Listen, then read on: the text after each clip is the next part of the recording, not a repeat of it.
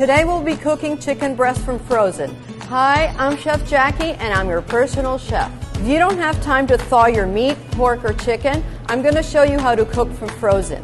It actually has its advantages. You sear it on a pan, then you finish it in the oven, and this really locks in the moisture.